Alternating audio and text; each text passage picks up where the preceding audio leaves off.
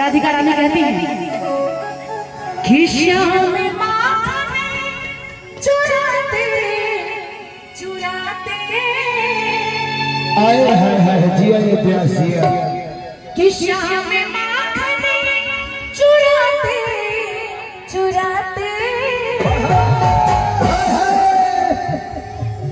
कि अब तो दिल भी चुराने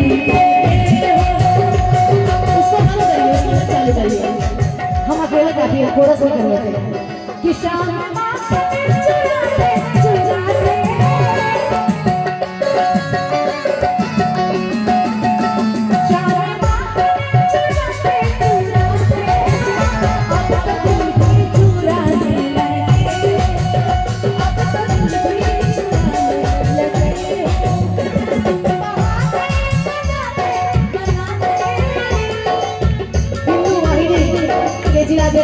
समय अपने भाई उनके तरफ से हजारों हजार रुपए का आशीर्वाद कहना है क्या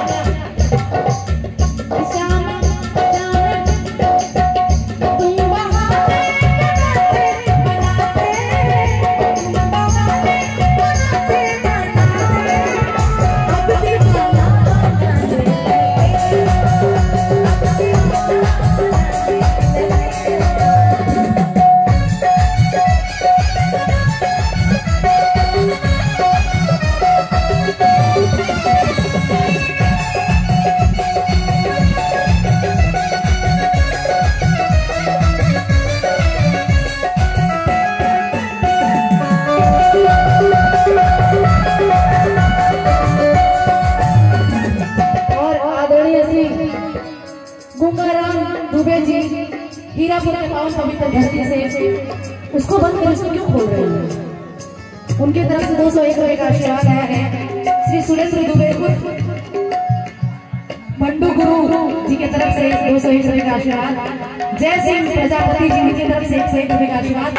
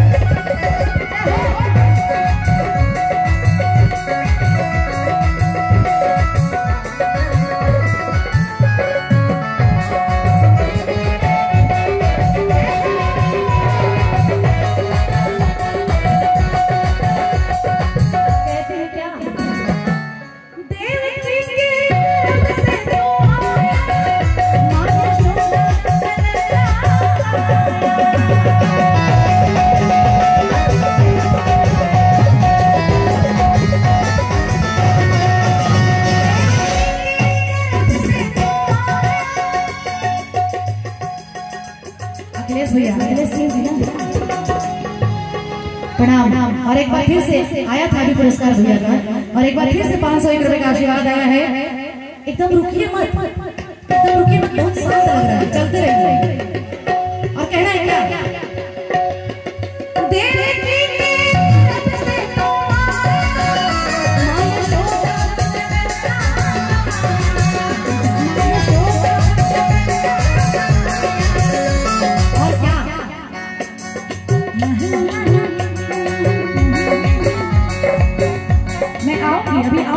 खुश रहिए, खुश रहिए, खूब पढ़िए लिखिए, क्योंकि लड़कियों के ऊपर, लड़कों के ऊपर एक घर की जिम्मेदारी होती है, लड़कियों के ऊपर दो घरों की जिम्मेदारी, दोनों घर का इज्जत दिखता है। खूब नाम रोशन करिए, जोरदार ताली बिटिया रानी के लिए हो जाए। और कहना है क्या?